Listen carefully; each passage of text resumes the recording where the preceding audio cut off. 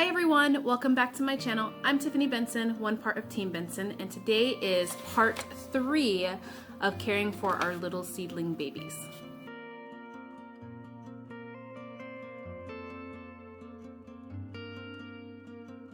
So guys, first off, I'd like to say a big welcome to all of our new subscribers that we have. We have a bunch of new subscribers now on the channel. So thank you guys for joining in on the fun, all the desert gardening fun you can handle. So guys, we had a huge rain.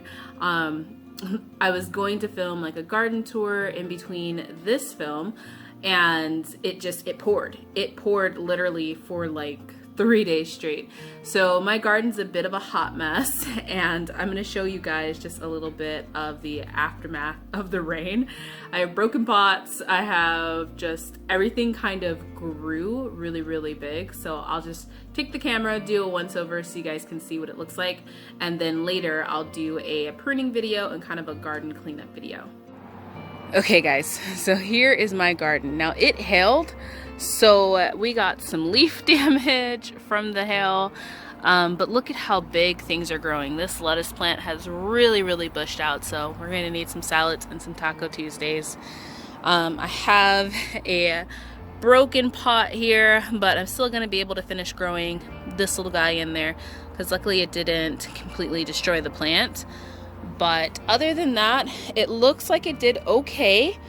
I do have, Artie is looking a little crazy, so I don't know what's going on with that artichoke plant. But look at all the new things that are coming in, guys. I have tons of peppers coming in here. My tomatoes are going crazy. There's so many tomatoes in my garden right now. My peppers are really going crazy, including this red one that you guys know I love red peppers, so I'm gonna have to take that one. But there are just so many tomatoes everywhere. Another really cool thing is that I came out here and my rattletail radishes, or dragon-tail radishes, grew a lot. Look at how crazy those look, guys. They just look so crazy. I think they're supposed to get a little bit like thicker with seeds, and then I can pull those. But everything else just really needs a nice little pruning, including this big giant tomato plant. I really need to get in here and prune it because it just got crazy and huge, and there's just vines everywhere. But broccoli is looking good. Everything's looking great. Oh, little update, guys. Look who's getting little leaves. My strawberries, they are coming alive. Oh, it's so bright out here, but now I have a garden snack. So let's head back in and we'll finish talking about our seedling babies. Okay, well now let's get to what this video is about, which is part 3 of taking care of your little seedlings.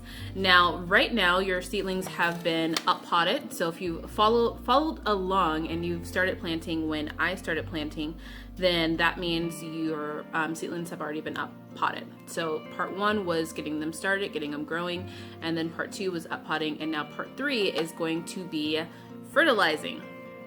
So for me, now this is for my garden. I'm garden zone 9B, and I live in Arizona, which is the lovely desert. So I can start taking my first round of seedlings and hardening them off. Now, if it is still cold where you are, you can keep your seedlings indoors.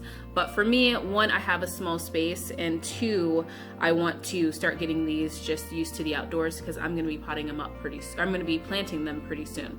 And also, it allows me, for my small space, to be able to have more room to start more things. So that's kind of my rotation, that I'm able to grow a lot of things and get them going.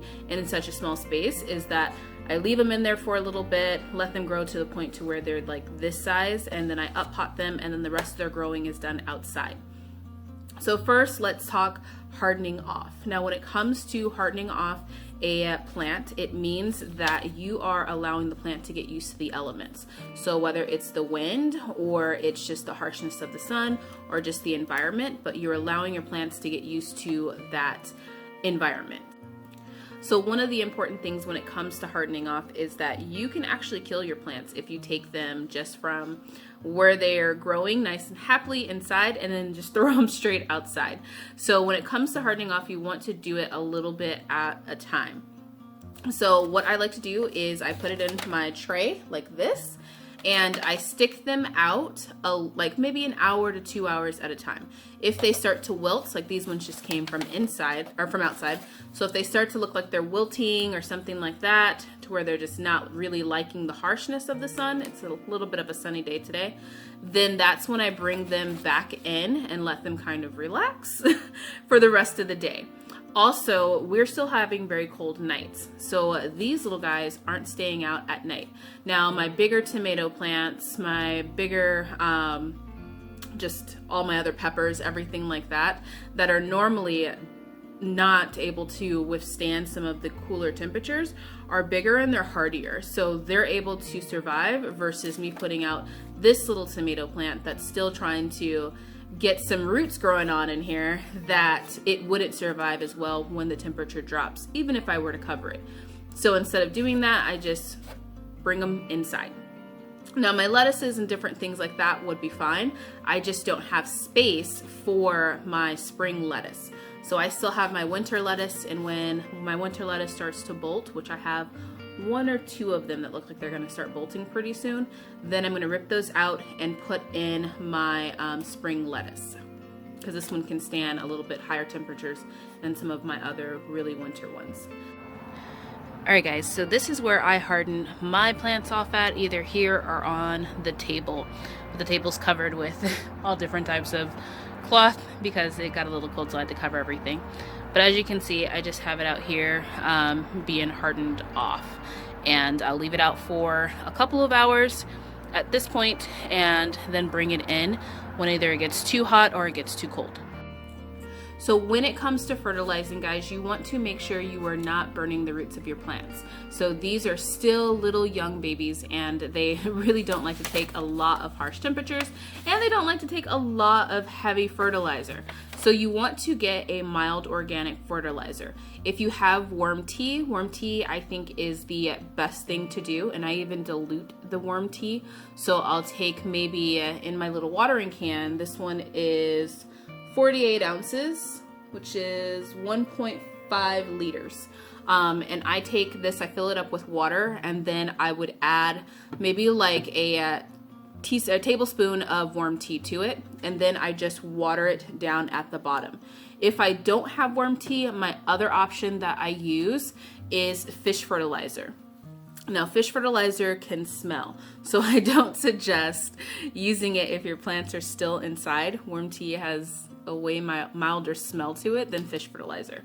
But as you can see, this one is a 511. It's a very mild fertilizer, and it's an organic fertilizer that won't burn your plants. So with this, I just literally take maybe about a teaspoon, so something very small, a teaspoon to a tablespoon, depending on the plants that you have growing, and then just put it to one of these and then just water it at the bottom.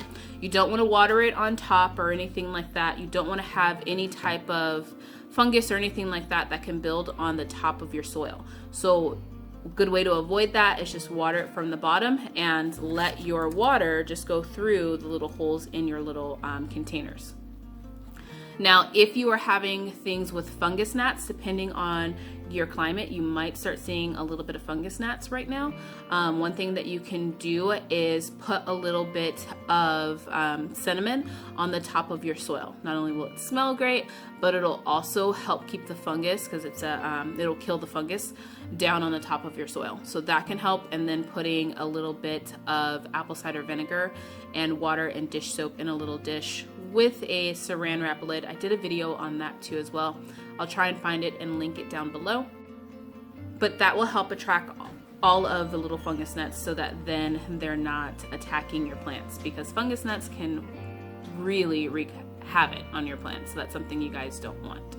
So I hope you guys are getting your gardens together, and I hope you are getting ready to start thinking about your spring planting or caring for your little seedling babies, are taking notes so that you can start your plants later on for your spring garden. And until next time, grow yourselves a garden, because even a small space can provide you with tons of food. Bye guys.